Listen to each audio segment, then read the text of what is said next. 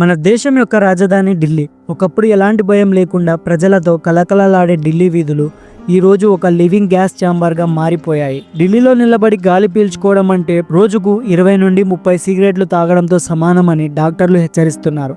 వినడానికి షాకింగ్గా ఉన్న ఇదే నిజం. సాధారణంగా మనం డైలీ ఎర్లీ మార్నింగ్ లేచి పబ్లిక్ పార్క్స్, గ్రౌండ్స్ ఇలా మార్నింగ్ వాక్, జాగింగ్, ఎక్సర్సైజ్ కోసం అలాగే ఫ్రెష్ ఎయిర్ కోసం వెళ్తూ ఉంటాము.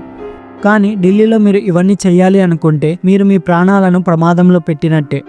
ప్రతి ఇయర్ చలికాలం రాగానే ఢిల్లీ ఎందుకు ఇంత టాక్సిక్గా మారుతుంది? ఎందుకు ఇంత విషపూరితంగా మారుతుంది?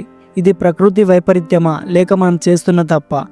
అసలు ఈ పొల్యూషన్ మన బ్లడ్లోకి ఎలా చేరుతుంది? అలాగే మనం దీని వెనుక ఉన్న భయంకరమైన నిజాలు, రాజకీయ కారణాల గురించి ఈ వీడియోలో డిస్కస్ చేద్దాం. వీడియో ఇంట్రెస్టింగ్గా ఉండబోతుంది, చివరి వరకు చూడండి. So let's start the video. ఢిల్లీలో ఉదయం లేవగానే మనకు కనిపించే ఆ వైట్ ఎయిర్ని పొగమంచు అనుకుంటే మీరు పొరబడినట్టే. అది పొల్యూట్ అయిన ఎయిర్. పొల్యూషన్ అయిన గాలిని మనం ఏక్యూఐలో కొలుస్తాం. అసలు ఏక్యూఐ అంటే ఏమిటి? ఏక్యూఐ అంటే ఎయిర్ క్వాలిటీ ఇండెక్స్. గాలిలో ఉన్న హానికరమైన కణాల స్థాయిని మెజూర్ చేయడానికి యూజ్ చేస్తారు.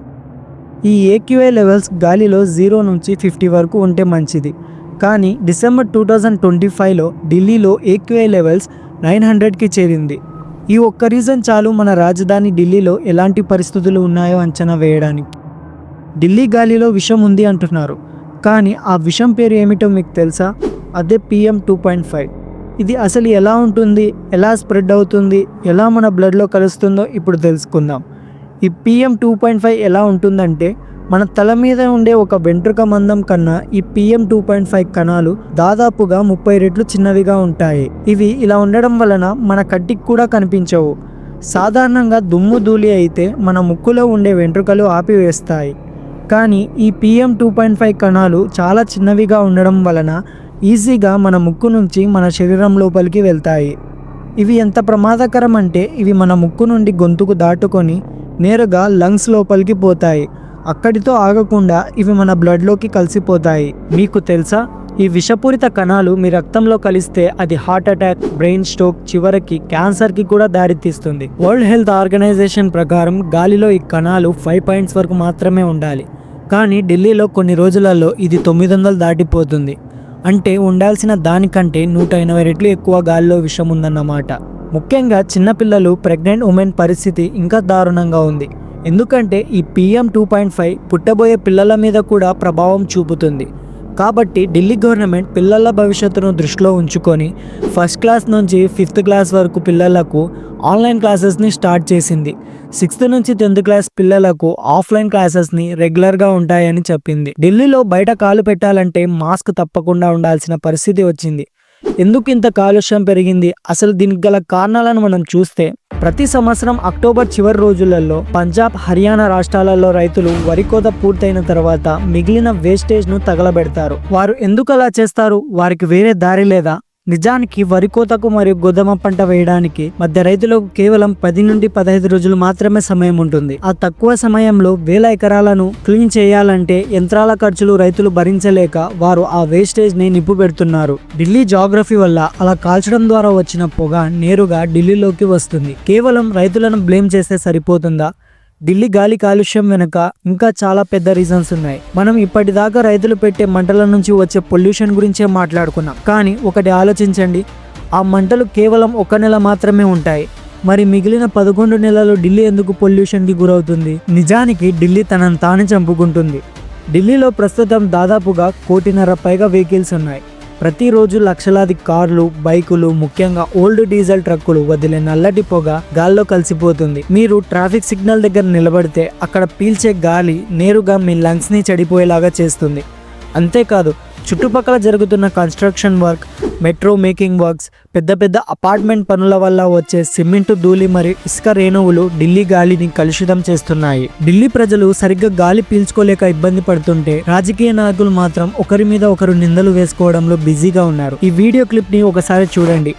AQI एक ऐसा आपका टेम्परेचर है, आपको जो किसी भी इंस्ट्रूमेंट से पता चलता है, तो उसमें watering is the only solution जो हम भी भी कर रहे हैं जो पिछली सरकारें भी करती थी, और वो हॉटस्पॉट पे ही होता है, जहां सबसे ज्यादा पॉल्यूशन होगा वहीं तो आप सफाई करेंगे।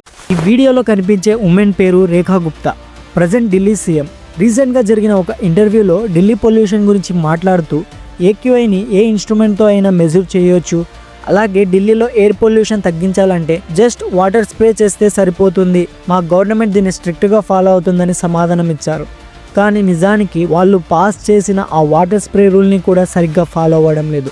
ఇక్కడ వాటర్ స్ప్రే చేసే వెహికల్ ఓన్లీ ఎక్కడైతే ఏక్యూఐ మానిటర్స్ ఉన్నాయో అక్కడ మాత్రమే స్ప్రే చేసి ఏక్యూఐ లెవెల్స్ని రాంగ్గా చూపించి ప్రజల్ని మోసం చేస్తున్నారు. ఇంకోవైపు మన ప్రైమ్ మినిస్టర్ మోడీ గారు పార్లమెంట్ సమావేశాలలో ప్రజెంట్ కంట్రీలో జరిగే important problems like IndiGo crisis, pollution, rupee downfall గురించి డిస్కస్ చేయకుండా వందే మాతరం గురించి డిస్కస్ చేస్తున్నారు.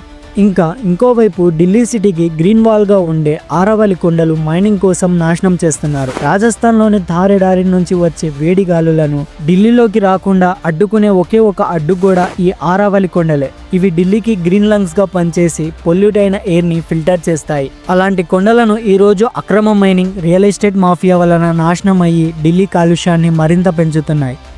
మనం ఇప్పుడు చెప్పుకున్న రీజన్స్ అన్ని మేజర్ రీజన్స్. వీటిని మనం ఓవర్కమ్ చేయాలంటే ప్రభుత్వం స్ట్రిక్ట్గా రూల్స్ని పాస్ చేయాలి, అలాగే ప్రజలు కూడా దాన్ని పాటించాలి. ఇందులో ఏ ఒక్కరు కూడా తమ రెస్పాన్సిబిలిటీని సరిగ్గా పాటించకపోతే చివరికి నష్టపోయేది సామాన్యుడు మాత్రమే. ఇక్కడ మనం ఒక ఎగ్జాంపుల్ని తీసుకుందాం. సేమ్ ఇలాంటి సిచ్యువేషనే చైనా క్యాపిటల్ అయిన బీజింగ్ 13 years బ్యాకే ఫేస్ చేసింది. అలా ఫేస్ చేసి సక్సెస్ కూడా అయ్యింది. అప్పుడు బీజింగ్ సిటీలో ఏక్యూఐ లెవెల్స్ 1000 కంటే ఎక్కువ ఉండడం వలన చైనా గవర్నమెంట్ కొన్ని స్ట్రాంగ్ అండ్ స్ట్రిక్ట్ రూల్స్ని పాస్ చేసింది. చైనా తన క్యాబినెట్లో ఒక స్టేట్మెంట్ని పాస్ చేసింది. ఆ స్టేట్మెంట్ ఏంటంటే వార్ అగేన్స్ట్ పొల్యూషన్. ఆ స్టేట్మెంట్లో కొన్ని రూల్స్ని మెన్షన్ చేసింది. అవి ఈ విధంగా ఉన్నాయి.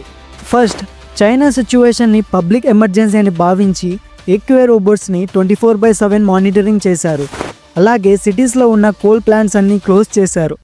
దీని వలన సుమారు 1,00,000 జాబ్స్ పోయాయి. అయినా గవర్నమెంట్ దాన్ని పట్టించుకోలేదు.